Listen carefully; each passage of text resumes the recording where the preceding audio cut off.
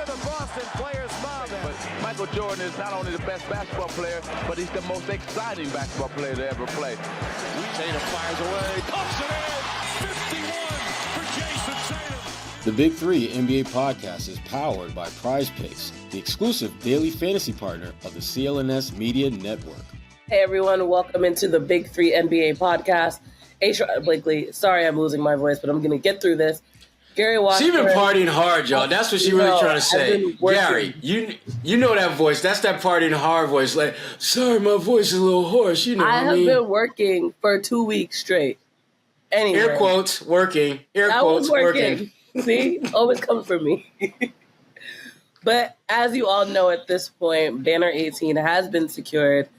So let's just get right into it. Game 5 at the TD Garden on 6-1-7 day. There's the theory that they lost on purpose, which is definitely not true, according to that performance at least. But the parade is on Friday. We'll talk about that in just a second. Jason Tatum, 31 points, 11 rebounds, 8 assists. Jaylen Brown, 21 points, 8 rebounds, 6 assists, and the Bill Russell's 2024 final MVP. Drew Holiday, Luka, everybody showed up. Well, Luka did not show up, but everyone else showed up for the Celtics at least. So what was your biggest takeaway from the Celtics clinching?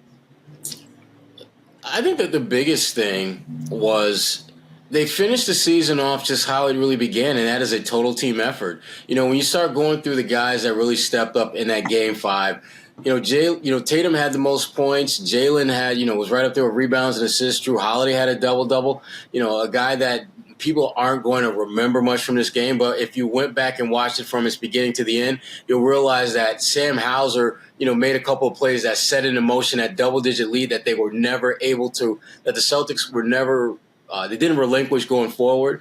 Peyton Pritchard with the 49-foot bomb right before the half. I mean, there's a long line of folks who stepped up in the absolute most important game of the season, and that really has been a story of this team's, all year. The fact that different guys stepped up at different moments to deliver when it absolutely mattered most. They capped off one of the best regular seasons and playoff runs in franchise history. And it'll be interesting how people look at this team, not so much today, but in a year, 2, 5, 10 years from now. I think they will look much more favorably upon this team then than they do right now. Yeah, I was impressed with overall great team effort, as Sherrod said. Just the maturity of this team, just not letting this go any further than it had to be. I think that there was a lot of concern after Game 4, like, has Dallas found something? You look at the end of Game 3, that fourth quarter, the Game 4, oh my God, here we go. It's going to be a interest. We remember the Miami series last year where the Celtics came back from 3-0. And it was like, well, is this going to be, the Celtics going to blow this lead, or are they going to make it interesting down 3? It's going to be 3-2. Then they're going to have to go back to Dallas. Oh, my gosh. And is there going to be a Game 7 on Sunday? The world is ending, Gary. The world is ending right now. Yeah, the world is ending. I just think that there was a lot of concern after that Game 4 loss. And the Celtics quiet, like they came into it with the attitude like, listen, if we don't, this is not the end of the world. We still have more chances. A lot of people didn't like that mentality. I was a little uncomfortable with it. I don't know if I was like, I don't like it. I was like, okay, that's an interesting way to look at it. That I didn't like it, but keep going. Another way to we have more games to play, even if we don't. But they took control early. They never trailed.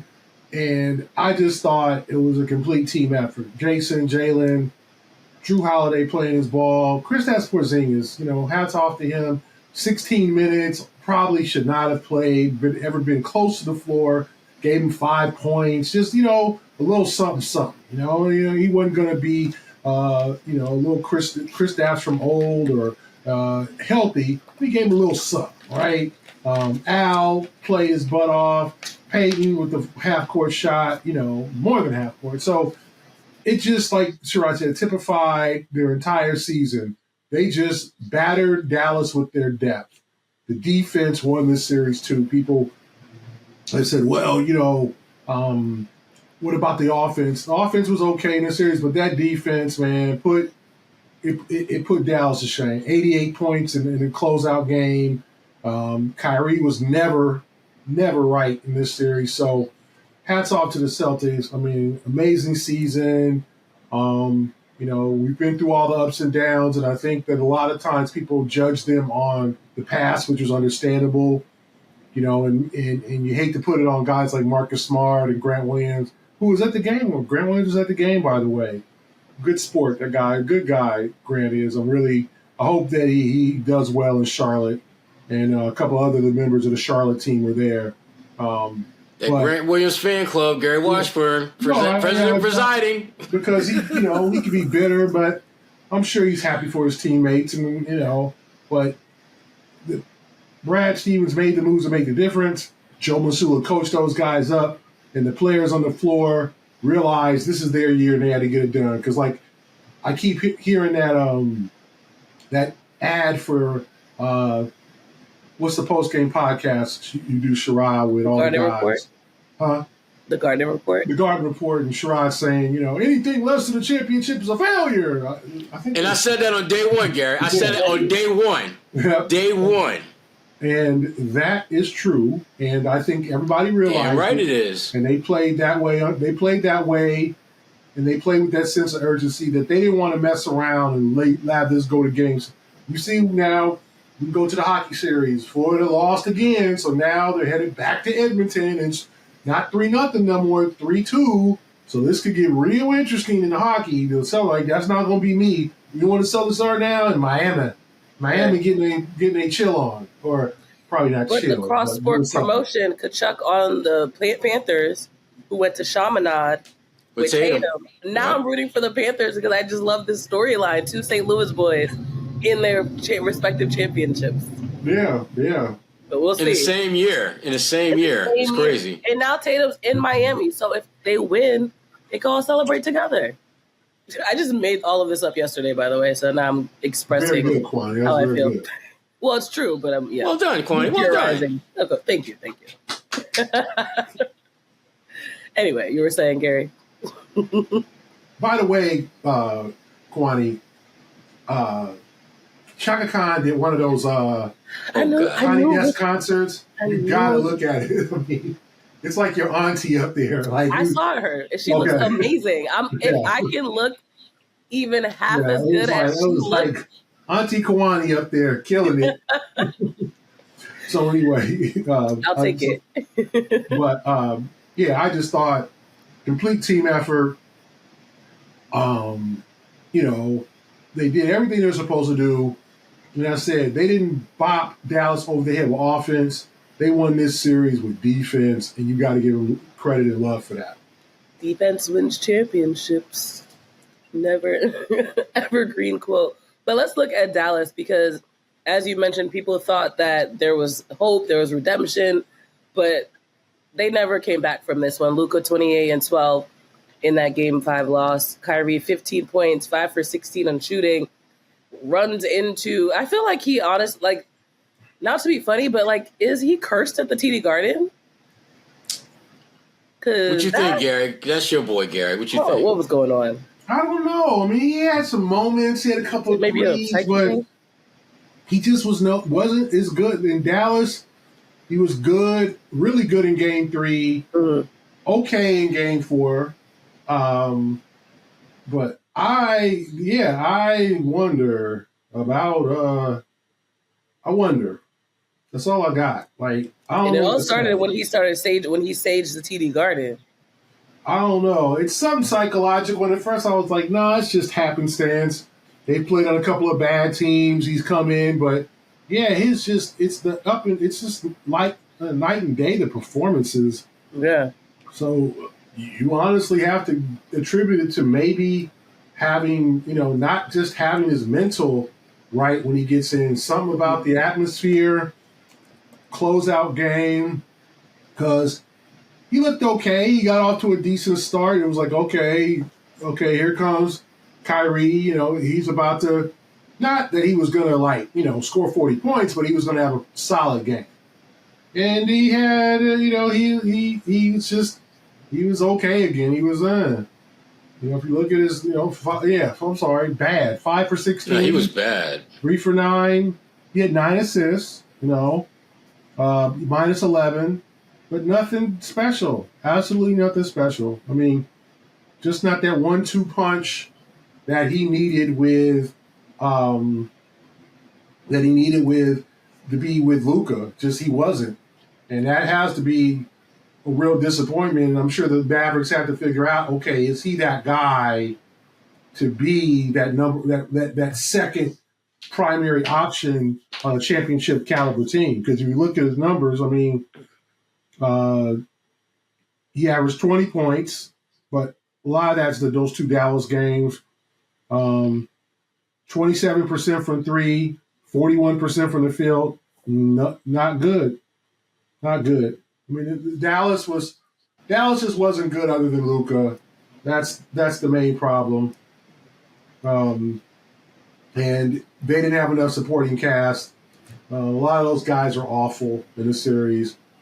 Derrick Jones, 3 for 12 from 3. PJ Washington, 6 for 22 from 3. Derek Lively had one good game. Just like a lot of that was just the lack of support for Luka. I can't put everything on Luka in this series. I can't. Kyrie and those guys did not help him out at all, man. It was, they left him hanging. They was like our friend Vinny Goodwill when Wow. Vinny, I got mine. How much you got? Oh, damn! I left my wallet at home. Damn! Did he put my boy V on blast? He put my boy on blast, clown. Hi, Vinny. Damn. What up, V? Vinny keeps getting all these unsolicited shots taken at him. The Celtics put him. Poor Vinny. It's been that video. Tough NBA Finals for the V, man. The Celtics have been great writer, I'm mad at it. Great writer, great journalist. Yes. I mean, if you don't read him, you should. I mean, that puts everything in perspective. But it's been a tough road for the V, man. I don't care what y'all say. I still got love for my nephew. That's my nephew. Now, y'all need to step back. All right, because y'all know my nephew will come out swinging. Y'all know what he do. Yeah. So I suggest y'all tread carefully. Writing that Detroit coaching story because once again, Sherrod's Pistons have decided to make a change. You know what, man? Flowers of Monty Williams. What do we think about that? Let's just talk about it. I know we're derailing, but I don't care.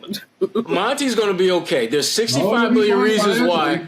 Yeah, there's 65 million reasons why Monty Williams is going to be all right about this. I mean, I can't be like mad at him or disappointed in him if they come into the office and say, "Hey, look, we got to cut you loose." Okay. Thank you. Bye. Let me get my mug. Let me get my coat. We good. Because you do know y'all owe me $65 million. So if you Monty, I mean, Monty can do whatever he wants to at this point. I mean, he can take an assistant job. I don't think he's going to get another head job, not anytime soon, if at all. I think he may get a chance to be an assistant on, on another staff, perhaps. But head coaching Boston? job, Think he'd fit in Boston? I don't know. I mean, I do think that it's worth exploring. And if you Boston, you ain't got to worry about paying him. Monty ain't gonna work for free, but Monty ain't gonna hold you over a barrel and say, "Hey, y'all got to pay me this much if y'all want me to be an assistant in Boston." Please, and a championship. Yeah, exactly. Please, yeah. 65. You got 65 million reasons why I'd be like, "Look, what y'all looking to pay? $5? Okay, $5. All right, I'll take that $5. I'll take that $5. Get a brother get bus fare. Okay, we get you 10. We get you 10. All right, we good. We'll get you Uber. Yeah, but all seriousness though, Monty's going to be all right though, and I do think he's going to resurface on some team's bench somewhere, but it will not be as a head coach, and it could be in Boston. That doesn't really, that's not a big stretch, especially when you consider you're definitely losing Charles, you may lose Sam too, and who else, and you don't know who else may be going with Charles to Charlotte, or who may be going to possibly whoever LA hires, maybe on their new coaching staff, or or even Van Gundy's role. Like I was talking, like Van Gundy's now gone too. So Joe has some stuff, some positions to fill. Joe and Brad have positions to fill. Celtics are hiring. But as the NBA and NHL seasons start to wind down, things are just heating up in the WNBA and on the baseball front. There's no better time than now to join Prize Picks, America's #1 fantasy sports app with more than 5 million active members. With Prize Picks, you can turn $10 into $1,000 in a single game watching your favorite sports team this summer. You can make a Prize Pick lineup in as little as 60 seconds. You just need to pick more or less on 2 to 6 players, stat projections, and you're locked in. For me, one of my go-to guys has been Jason Tatum of the Boston Celtics, who, when it comes to rebounding, I'm going more almost every time. He was great for me during the Eastern Conference Finals against Indiana when he reached double-digit rebounds in 3 of the 4 games. That's what I'm talking about, JT. Download the app today and use code CLNS for a first deposit match up to $100. That's right. Just download the app today and use code CLNS for a first deposit match up to $100. Pick more, pick less. It's that easy. Yeah. All right, we talked about Kyrie. I want to actually ask you guys your thoughts on the comments he made about, I don't think we talked about this last week, but he basically, at one point he said Boston wasn't his first choice and blah, blah, blah, which was interesting. But then it seems like he was backtracking when he said he wishes when he was here that he made an initiative to reach out to the legends and ask for their counsel and kind of pick their brains. What did you two make of that Go, comment? Gary. And why at that time? Go ahead, Sherrod. No. Here's what I make of that comment. To me, this whole playoff run was just like revisionist history, Kyrie 101. Trying to change the narrative of his time here and make it a little bit more palatable for folks and make him seem less controversial than he was when he was here. I'm not buying it at all.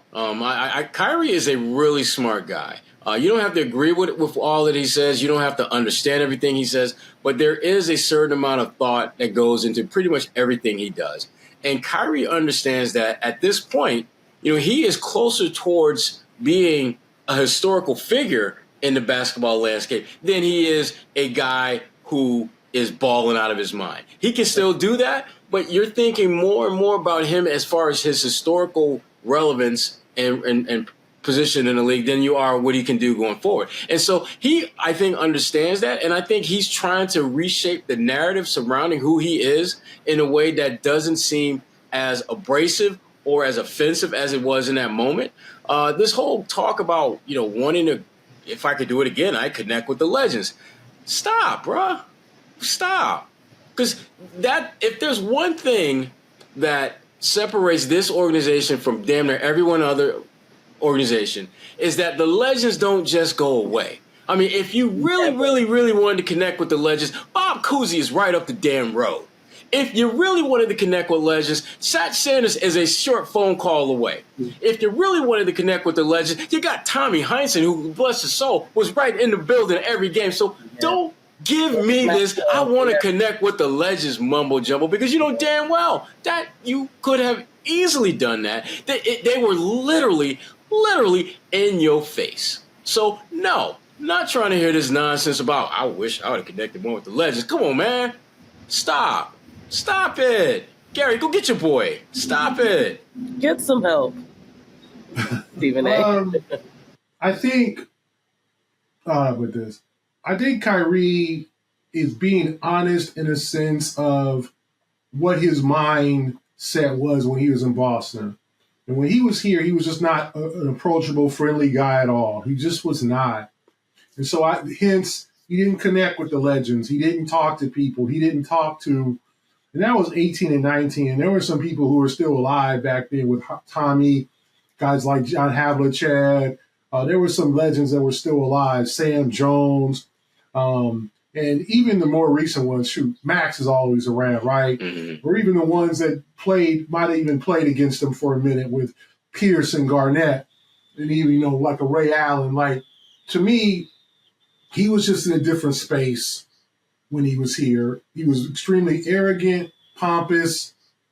He was like, I don't think he knew how to handle what was about to happen. And he thought he was ready and he wasn't. He had just done, and it was just ironic too, because he had just done Uncle Drew. So here he is on this new Hollywood stage.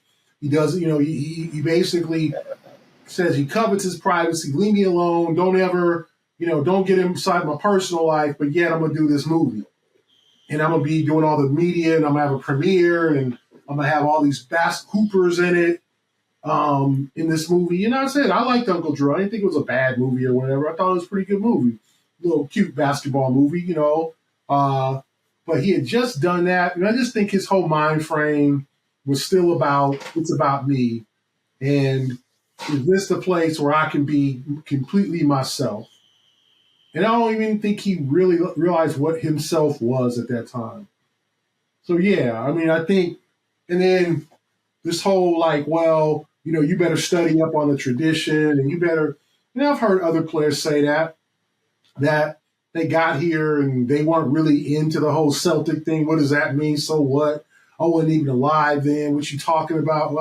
There's been other players in the past who have come to Boston and been like, y'all have been trash since I was born. I don't know. I wasn't around in the 60s. I wasn't around in the 70s.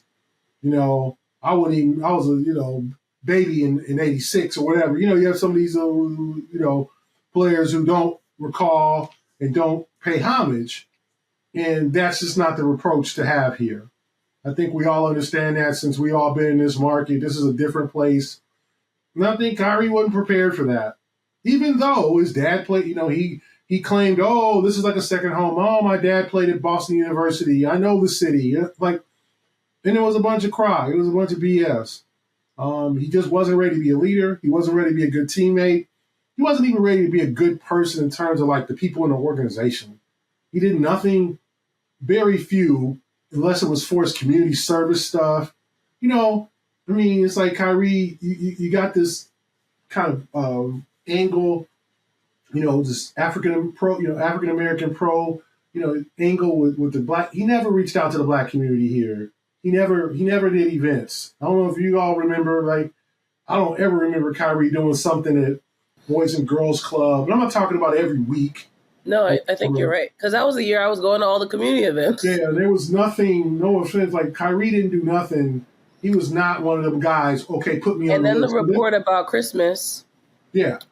About giving the kid a gift, and he was just like, well, I understand he doesn't celebrate Christmas, but it was still, it's a kid. It was just things ain't nobody saying he had to be Taco Fall or Grant Williams or the guys at even Brandon Bass and Kelly Olynyk. There was guys who participated. And, it would have been cool for him once in a while to do something. Or, if you wanted to be, embrace the people of color here, then you should have done that, Kyrie. You could have been a hero here. I'm not talking about every week, but once a season, twice a season, you go out, you shoot some basketballs with these kids, you give them a thrill, a memory for the rest of their life, or you give a clinic or a camp, something like that in Boston, nothing like that. He was like, don't mess with me. Don't talk to, don't, that's not me. So, I kind of understand his basically saying that, I didn't do it right. And I agree with him. He didn't. And it's good to see him reflective, but you would have, it's even more frustrating because you want to see, damn, man, you could have really put your imprint on this area in those 2 years. Even if it didn't work out on the floor, you could have been a figure in the community. You could have given back some, and he didn't do nothing, man. I just remember that. He was just not, he didn't do much at all. And privately, he has done great things. Given to the W, no, so let's not put this in, he ain't going to do nothing for nobody ever. No. Kyrie's a philanthropist. He has done a lot of things. He's paid for funerals. Not saying that. Much kudos to that. But in the city of Boston, in reaching out to the people and being a person of the people, he had a chance and he botched it. And even connecting with some of the all-time greats. He was too cool for school for that. And that hurt him. And so people aren't fond of him and don't have fond memories of him, not only on the court, but off the court. Absolutely. That's why a guy like Isaiah Thomas, is always going to be loved here, because even though they didn't win a championship, they didn't, come close to doing that. He made himself part of this community and part of this franchise on and off the court. I mean, how many NBA All-Stars would just roll up to some park and start playing ball with a kid? That's the kind of stuff that it took maybe 15, 20, 25 minutes out of Isaiah Thomas's life. He gave that young man a memory for life, and he gave this community a memory of him that is always going to be around. And again, you don't expect Kyrie to do those type of things. You certainly didn't expect him to do those type of things. But you would have thought that for someone who has as many different platforms that are about aiding and assisting, the marginalized of our society, that he would have taken it upon himself to do some of that in Boston. And again, there's no rhyme or reason as to why he didn't. But I do appreciate the fact that I think he's starting to recognize the missed opportunity that he had in Boston. And I think, in part, that gives him a better understanding of why do people hate him so much around here. I mean, they especially after he said, "If you have me, I'll stay." I mean, they're thinking like, "Wait a minute." No one asked. He was in the middle of the event. He just grabbed the mic from Scal and was like, "Well, I didn't get it." And he just got up and was like, I mean, okay. it's the kind of stuff that it puts you in a space that if you back out of that, it's just like you are persona non grata forever in the mind, particularly in a fan base like this one. I mean, this ain't Oklahoma City or Charlotte on a Tuesday crowd. It ain't that. It's not that kind of fan base. They are as passionate a fan base as you're going to find in the NBA, and there is that fandom comes at a cost. And when they feel that you've crossed them, they are going to make you pay for the rest of your life. So, anyway.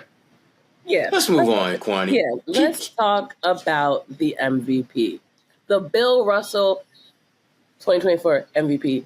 Couldn't have been a better person when you think about namesake and mission and vision. Not everybody felt that way, Kwani. Not everyone felt that way. Oh, my gosh. Every time, Gary. I'm so sorry. So your vote. They released all the voters. Okay.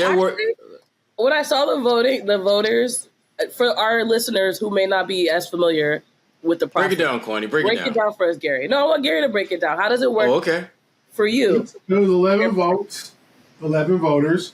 And you can vote who you want. And it's generally one writer from each market.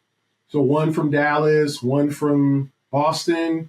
Shout out Mike Curtis. Was he the designated one? So I didn't look at all the names. I saw him on the list. Who did he got a vote somehow? Yeah. And then it's I think two from there. ESPN NBA people. So Doris Burke, I think PJ Carlissimo was on that list. And Malika Andrews. So that made 4. Then I think it was 7 national writers. They should pick a random fan to be spicy. Yeah, something like that. Sure, Kwani. So yeah, that was it, and we just vote. That was it, and and people asked me, like, what was I thinking or whatever. I just thought Tatum led the team in points, rebounds, and assists, and I just thought that sequence in the third quarter when it was kind of hanging on, like Dallas was still kind of hanging around, and he put the hammer down. I just thought that kind of clinched it for him. And I said I had no issues with Jaylen winning. I was split. I voted for Jaylen for the Eastern Conference Finals MVP. And that was 5-4. But if you look at the voters, Vinny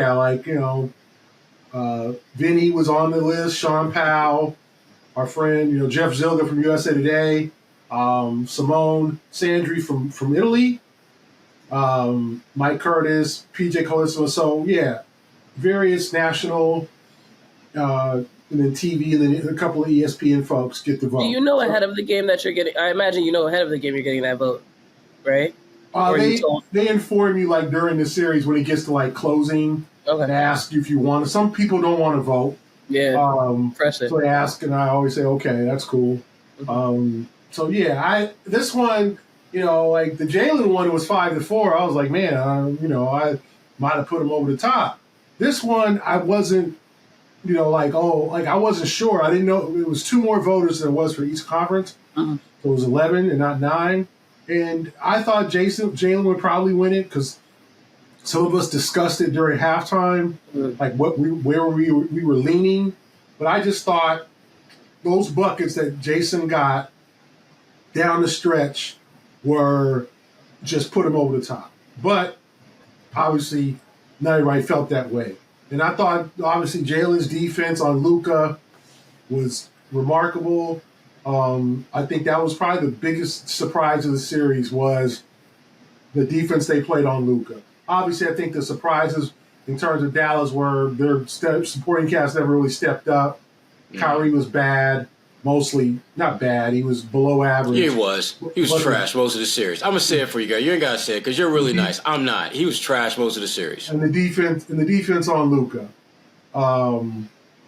I thought was one of the biggest surprises of the series, and that was because of Jaylen. So much respect to Jaylen. I just thought Jason 31-11 assists, 8 rebounds in a closeout game, kind of a signature moment, hitting those big shots that and one. Like I said, with Dallas, it was a 26-point lead, then it went to 18, and I think we're all asking ourselves, okay, is this going to be one of those games where it gets to like 9 and it gets nervous? And Jason was like, nah, we good. I got this. So that's what put it over the top for me. But I was glad to be. I'm glad if I was wrong or he didn't win. I had no problem with that. I'm so happy for Jaylen. I was actually surprised that Jaylen won, and here's why. I thought and so was Jaylen was too. After the first 3 games, I thought Jaylen was a clear-cut MVP after the first 3 games. Game 4, everyone sucked on the Celtics for the most part, but I thought Tatum sucked the least of them. And so I thought because of that, he had closed the gap a little bit from the first 3 games, where I still thought Jaylen was the MVP, but I think the gap was a little bit closer going into Game 5. And I just thought the difference in Game 5 was going to put Tatum over the top. Tatum was the best player on the floor in Game 5. When you look at his scoring, you look at the rebounding, you look at the playmaking, his defense was really good, I thought. And to me, it was a no debate that he was the best player in the most important game of the season, making all the big plays that we had seen Derek White or Drew Holiday or Jaylen Brown make through the first 3 games. Tatum was doing that. And my thinking was that, well, if it was fairly close coming into this probably put Tatum over the top. I thought it was going to be a 6-5 type of situation where Tatum would win, but it would be as close as you could possibly be to not winning. And when they said that it was 7-4, I'm thinking like, damn, Tatum did better than I thought. And then it says Jaylen Brown. I was like, oh, wow. Yeah. And when you look at Jaylen's face, if you were to do a side-by-side screenshot of me and Jaylen, we had very similar expressions of shock because I didn't think he was going to win it. And again, it has nothing to do with him playing down or not being worthy. Yeah. It's just I thought the gap was so close going into that Game 5 that I thought Tatum had done enough to put him over the top. But clearly, folks felt otherwise. And I have no problem with that because if you're looking at the totality of what he did throughout the entire playoff run, Jaylen Brown was the most valuable player on this team. You look at the shots that he made in just critical, game-changing, series-shifting moments.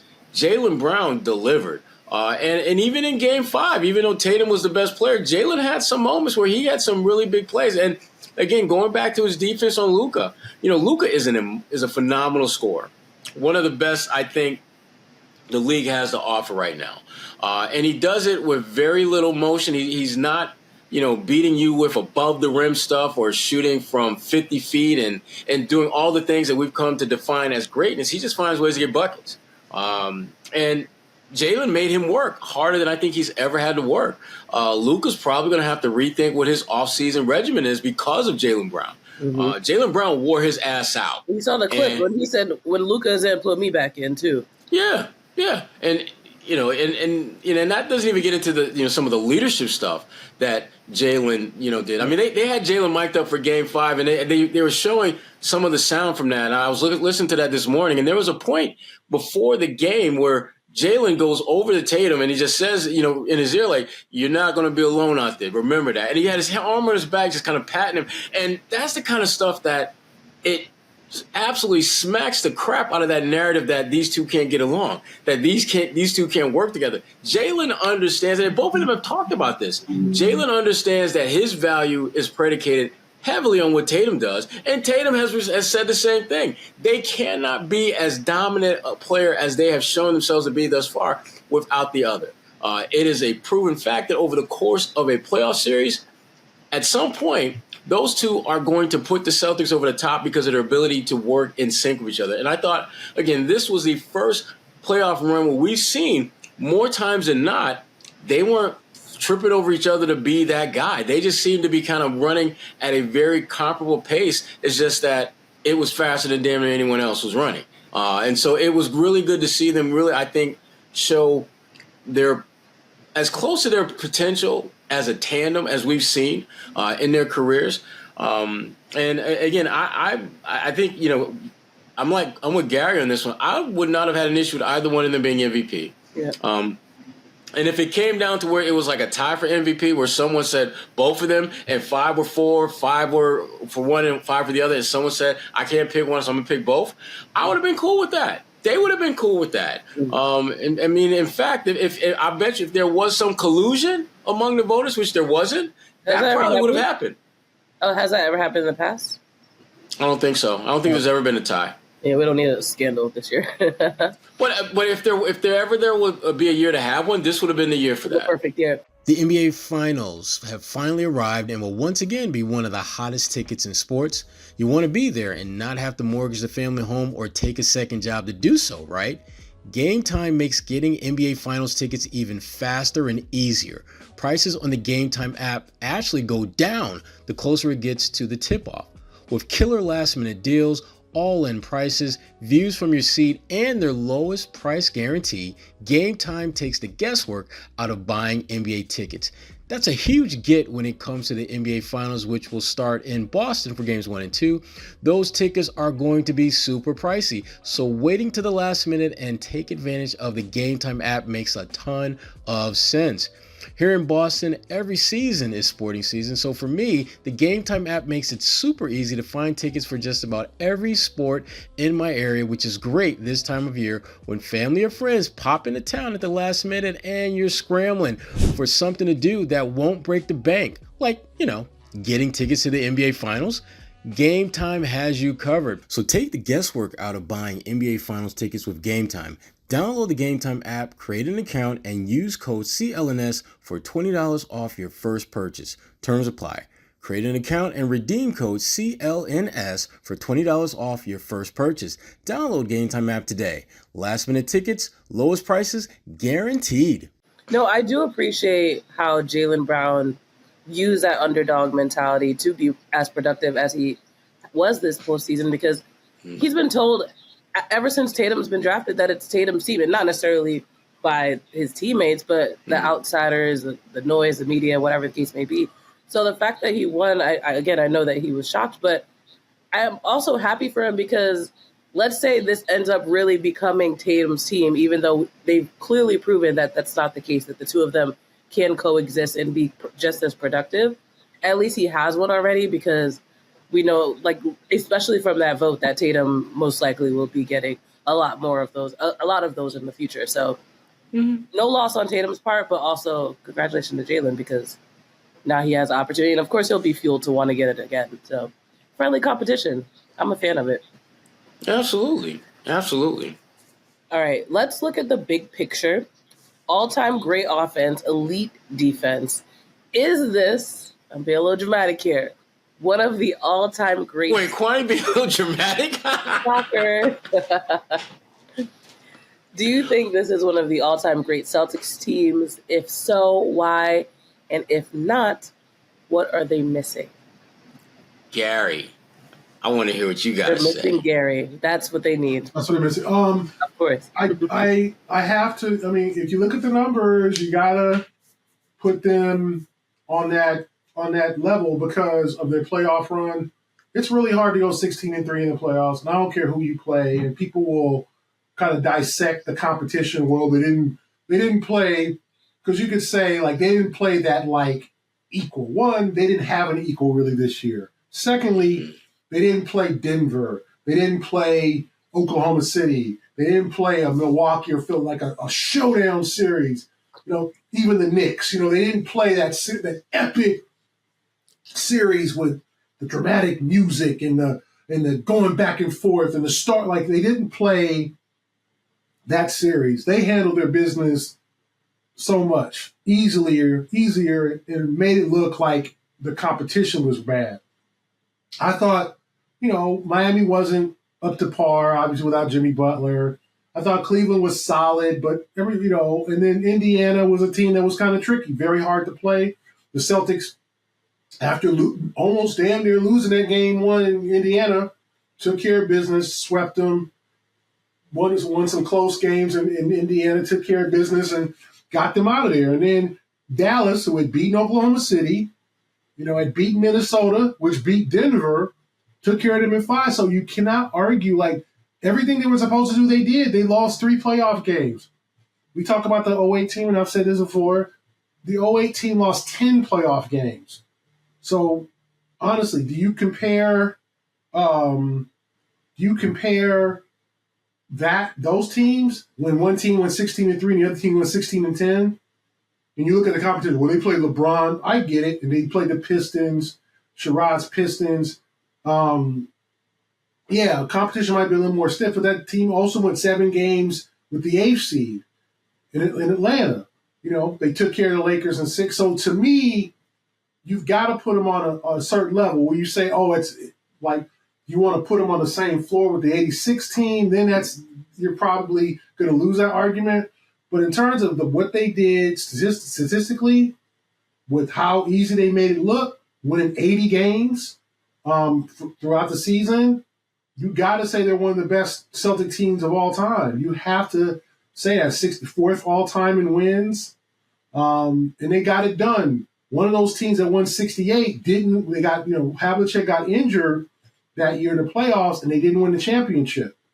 So I think you have to with the numbers. Now, a lot of that is nostalgia. Oh, they would never beat teams with JoJo White and, Dave Cowens and John Havlicek and Paul Silas and Don Chaney. They would, and Charlie Scott, you could say that. And I'm sure the old timers would say, hell no. But what this team accomplished, the numbers, the overall getting it done, beating the hell out of everybody they played, yeah, they are. I don't know about number 1, but they number something. They in the top. They in the tops. Top something. If you're having, first of all, in order to even be worthy of even having a conversation, you got to win a championship, which this team has done. So you got to almost look at it going in reverse order. Winning a championship, okay. How did you do in the regular season? They had one of the greatest regular seasons in franchise history. Okay. How did you put this team together? What is this team built to have the ability to win multiple championships? When you go back to those teams in the 80s, there was a reason why they kept winning championships, because they kept the core together. The way that Brad Stevens has structured a lot of these contracts, these guys ain't going nowhere for a minute. And so they have the potential to be a dynasty-like team. But when you talk about all-time greatness, you also have to not only look at how they are as a team, but also as individuals. One of the reasons why those teams in the 80s were so great was because they had a bunch of Hall of Famers on the squad. You look at the Celtics team, Tatum is going to be a Hall of Famer. Jaylen Brown is probably, now that he's got the NBA Finals MVP, and he's probably going to make at least 3 former All-Stars before he's done, he's probably going to be a Hall of Famer. Drew Holiday, I believe, with 2 chips and a major role in both of them and Olympic gold, yep, he's probably going to be in that mix too. Derek White, the jury's still out on that, but he's got the potential to at some point be in that conversation, a la Michael Cooper. And Al Horford, first player from the Dominican Republic to win an NBA title, count it. He's going to be in there too. So now you're talking about 4, 5, maybe 6 guys that are going to likely be Hall of Famers. You start looking at the great Celtics teams, guess what? They usually have 4, 5, 6 guys who are Hall of Famers. So to me, it's a very easy argument to make that they're one of the greatest teams ever. Now, are they the greatest ever?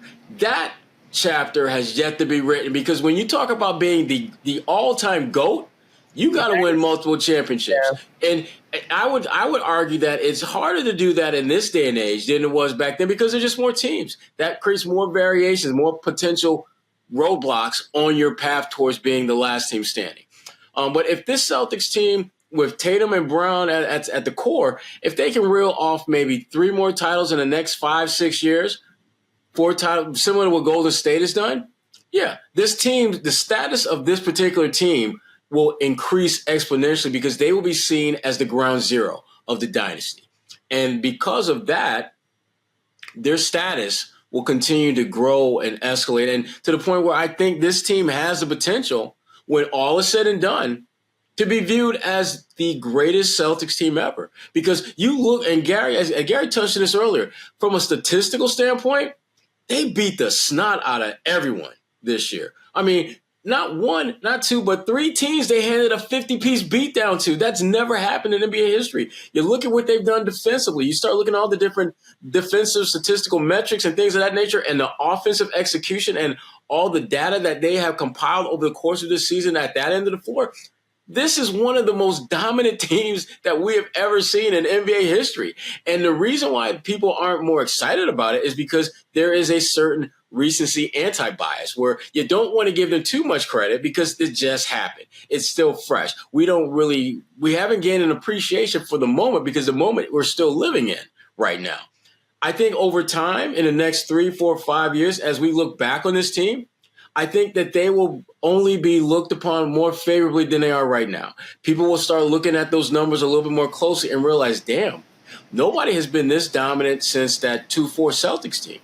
Wow, no team has had that many. Like this, so-and-so has won 2 games by 52 points. But that still ain't the best. But that 24 Celtics team, they won 3 games during the regular season by 50 more points.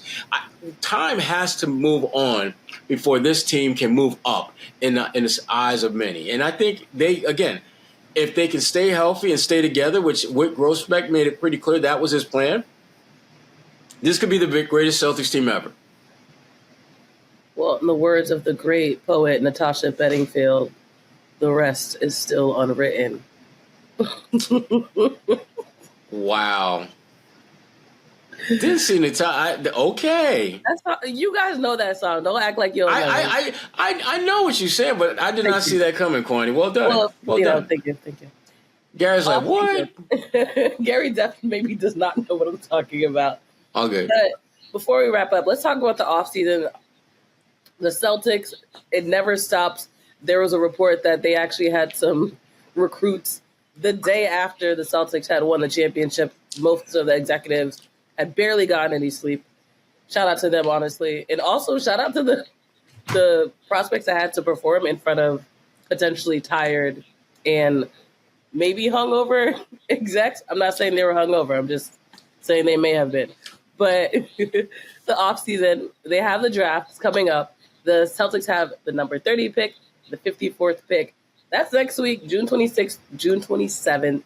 So pick and roll. Let's talk about the draft itself. Do you guys like that the draft is 2 days? No. It's a horrible idea. Nobody paid. The only reason the second day will be mildly interesting is because people want to see where Bronny going to go. That's the only thing that's like noteworthy about the second round. And once he goes off the board, then it's just like, okay, what are we doing here? So no, he doesn't go off the board. I don't. If I'm a draft prospect, I think one of the best days to work out for a team is the day after something like this, because you got to think. They're super happy. You're right. Are they really kind of analyzing you as closely as? Would anyone be shocked if there's a cat that performs really well or supposedly worked out really well for Boston, and then the next place he goes, he's trash? And you think, like, why was he nice in Boston and he was trash in Philly? Well, Boston, that was the day after they won a championship. Oh, everybody was happy. Everybody was happy. I mean, they was just like, yeah, man, this year he went with 54 pick. Yeah, he all right. Yeah. Who next? Yeah. No, listen, the Celtics, here's the thing. Whoever they draft, you ain't going to play. I'm just let you know that right now. You are not going to play. Because they're now. They just won a championship, and they're bringing the whole band back, basically. So last I checked, they don't really have that clear and undeniable hole that some, 19, 20, 21-year-old rookie is going to help fill. Could they use another big? Maybe, because they're probably going to lose Tillman and or Cornette. Could they use another wing? Maybe. I wouldn't mind if they had someone, but you got Jordan Walsh. So do you really need to fill it? I just don't see what value they're going to get, and wouldn't be surprised if they use that 30th pick and flip and go into the second round and get a couple second rounders or get future second rounders. I'm curious what Gary think about the draft, though. I do think there's probably a quality player they can get at 30 if they do. Obviously their scouting is impeccable, and they can get a guy who can contribute down the road to their bench. Because they do need, like Sherrod said, they could use another active backup big. Now, if you think Nemius Queta might be that guy down the road, we'll see about that. They got some prospects. They got guys like, Drew Peterson. We'll see what happens with J.D. Davidson. His two-way situation's over in Boston. He can sign it with somebody else, but he can't come back on a two-way. They'd have to sign him to a primary NBA contract, so we'll see what they do with him. But yeah, I think I don't like the draft over 2 days. Like Sherrod said, no one really cares about the second round. It's not the NFL where you can get Hall of Fame guys in the second round. And after the first round, this draft is so bad in terms of the name recognition. Like, we don't know half the guys who are going to be drafted. Most of them are international. Some of the most popular college guy is probably Zach Edey, the big kid out of Purdue, the 7'4" center out of Purdue, who's I'd take him at 30. Not a lottery pick. We'll see but I think some team will fall in love with him and his potential. And he's got some dog in him. The tall kid Klingon from Connecticut is on the board. Yep. Like, there's guys who are just like, oh, okay, they're pretty good in college. Like, there's no interest here. Like, to me, you're going to have to look. You have to have a book or Google these names and stats, because once it gets past the first couple of picks, you're going to be like, who? Oh, this kid from France, this kid from Germany. It's going to be a bunch of international guys that we've never seen play. So I don't like the 2-day thing. And then but the only thing is going to be the more familiar names from college who will drop to the second round. And obviously the Bronny situation, which I think is going overboard now with he's only working out for certain teams. He's not going to sign a two-way. They're trying to guide him to a certain team. And we'll see. Full nipple baby status. Yeah. I mean, it's just, he goes from, I'll do anything to play in the NBA and work hard, but now he's coming in as this major diva, and it's not a good look. But I don't think they care about that. I just think they care about getting him to the particular design team that they want. Sounds about right. Okay, so Sherrod, you mentioned all the free agency extensions, the players, the options, but let's quickly play a game of buy, rent, or sell. All of the Celtics' top 8 are coming back. I am going to rent. I'm going to rent it. Yeah, okay. Because rent means, basically that I am purchasing it now, but I am not buying it for the long haul. Here's why. Here's the thing. Luke Cornette, for example, is he in your top 8? If he is, then no, he ain't coming back. I don't think he's coming back, but I don't consider him one of the top 8 players, to be candid with you, which is why, I'm willing to – all the guys that you saw in the playoffs, in the finals, who played significant minutes, I expect all of them to be back. And Tillman is the one guy that I think has a chance to not be back, that I really wish could be back, because I think we started to see a little bit of what he could do as they got closer and closer to the championship. And if I'm the Celtics, I want to see if I can explore that a little bit more. But it's easier said than done, because Tillman, he's going to be an unrestricted free agent, and it becomes a matter of how much you're willing to pay to keep him around. Because, you've, as much as Wick has shown their willingness to just cut the check, there's certain players where you got to be, okay, now seriously, I can cut the check, but is that really? Am I really getting some decent bang for my buck in cutting a check that size for that guy? So it'll be interesting to see what they do with X-Man. But I'm right now. I am renting the idea that their top 8 will be back because I do think that there's a possibility that one or two at the very end, like a Luke Cornett, a Xavier Tillman, guys who were basically in that kind of quasi-eighth spot, won't be back. Yeah, I'd say yes. The top 8 will be back. The only person in question is, I don't know, Tillman's the one that's probably on question in Cornett. But but it all depends. If you're including Hauser and Pritchard, yeah, they're all coming back. Mm-hmm. So I don't consider Tillman and Cornett in the top 8. But yeah, the whole gang is coming back. They have a player option or a team option on Hauser. They're certainly going to exercise that. Hell Pritchard yeah. just signed an extension. Horford's got one more year on his deal. He's coming back. Porzingis and Holiday just signed extensions. Jason's about to get Pizzade in a couple of weeks. So, yeah, the gang is all coming back. Derek White's the only one whose numbers you don't have a feel for just yet. But everything that they have said and done at this point leads you to believe that they're going to get a deal done with Derek White. And he is another one that's going to get Pizzade, as Gary puts it. Not like Tatum. Certainly not like Tatum, but he gonna get broke off well, which he deserves. He absolutely deserves that. I don't think my boy O'Shea will be back though. Oh yeah. He's got a player option though, so I mean, and he's gonna do what players do. He's gonna play that option and see what try to get that cheddar elsewhere. Got his championship. Now let's go get that cheddar. Look, all right, another game. Fill in the lane. The Celtics need to blank in order to repeat as NBA champions next season. Real simple. Stay healthy. I think that is more than anything else would keep them from repeating. We saw how one injury they were able to withstand that with Porzingis, and it wasn't for the totality of the playoffs. But my gut tells me that if they were to go into the postseason and have something similar like that happen and face the tougher team, which I think they will next year, being able to navigate around his absence will be much harder for them. So to me, staying healthy is the absolute essence for this team in order to repeat as champs next year. Yeah, I'm going to say that, but also the hunger. That championship hangover is hard. And I think if you look at the Denver Nuggets, they look like they were primed, but then they didn't have the supporting cast. The mistake they made is they let Bruce Brown go and Jeff Green. They thought they could replace them with younger players, and it didn't quite work out that way. And I think in the playoffs, they had too much responsibility on their top-level players. The Celtics shouldn't go through that issue, but I do think they need to upgrade. Like, the Celtics are not going to just sit on their hands. Like, they're going to try to upgrade the bench. They're going to try to get better. And that's, that's a good thing.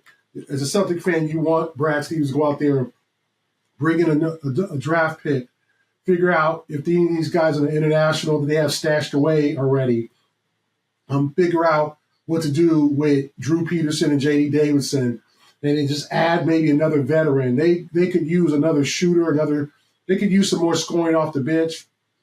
And now that they're a championship teams, they'll attract more players who just want to win a ring, right? Who will take less money to be in that championship culture. This is a good advertisement for them to get to that next level and try to repeat because players will be like, oh, okay, like Boston, okay. I watched the whole finals on TV. I seen how they get down. Bunch of good guys there. So all that comes in, and they're like, shoot, I'll sign a 1-year deal, try to win a chip. And the rest of the East, everybody's got questions. Is Embiid going to be completely healthy? What does Philadelphia? What do they do? Because they got a slot to bring in a free agent. Are the Knicks? Are they going to be ready? What about teams like Indiana? Are they going to take that step forward? Like the Celtics are still a favorite in the East, But they got to have that dog in them, party all summer. But when it gets down to gets down to like September, then you know what? Get your game face ready, get workouts ready, and try to go back to back. Mm-hmm. Facts. Well, that's a wrap on a amazing regular and postseason for the Celtics. We're not done. The podcast will continue. We have the draft to talk about, free agency. Of course, I mentioned very early on in this episode, the parade on Friday. Are either of you attending? Well, I imagine you're covering it just in some capacity. I will not be attending. I will not be attending. Gary, are you covering it? Do you have to do anything? I mean, yeah, I'm gonna try. I think I'm gonna be out there. I'm gonna try to figure out. I'm still trying to figure out where I fit in terms of. You gonna be on a duck boat? I don't know. I have to talk to this. How do we get on a duck boat? It's changed since when I was in Detroit, I was on the duck boat with Corliss. I figured. With Corliss Williamson. Oh. Quick story too. He was shaking hands with someone in the crowd on the duck boat or on the boat that was going through. It didn't have duck boats in Detroit, and the woman who shook his hand took his wedding ring. And Corliss was just like, "Yo, she got my ring." I was like, "I got you." I got off the boat that we were riding on, found a woman, got my dude's ring, got back on it. It's like, "I got you, dog." You're real for that. I was a real one for that, man. No, that's real right there. That's my dude. My dude. But I don't think any media are doing the duck boat unless you work for the team or, all that kind of stuff. We're gonna find out. Which is too bad. Yeah, Gary will find out for us. Yeah, Gary loves it. Because if we see Gary in a duck boat, getting a swerve on with Derek White, we're like, oh, okay, I guess they get okay. Yeah, we'll see. Him and Joe Mazzulla, that's what I want to see. I want to see you and Joe Mazzulla in the same boat. So I want to be on the duck boat with Jaylen's mother because at this past weekend I did an event, and at the event she had just flown in from Dallas. Excuse me. And I was like, "I'll see you this week," and she was like, "Yeah, I'll see you on a duck boat." Which whatever, we're just talking. But then she was like, "I've actually never been on a duck boat in Boston," which I was like, "Interesting tidbit." So this is going to be her first experience on a duck boat, and at that. It's on a championship level for a Boston period, which I was like, wow, that's cute. Because I've been on one once before. I can't even remember the context, to be honest, but it was okay. But riding through the city is different. So it is. I've been on a couple, and it's a cool experience. You got to do it at least one time in your life, especially if you're here in Boston. Right, Got to do it at least once. Exactly. Gary, you ever been on a duck boat, Gary? Yeah, I have done the duck boat tour. Yeah. Okay. Did you like it? Okay. Yeah, it was cool. It was fun. Yeah. Yeah. If you're watching and you haven't been on a duck boat in Boston, you should do it. Absolutely. Put it on your bucket list for the summer. All right. Well, we'll be back next week on the Big Three NBA podcast for Sherrod Blakely and Gary Washburn.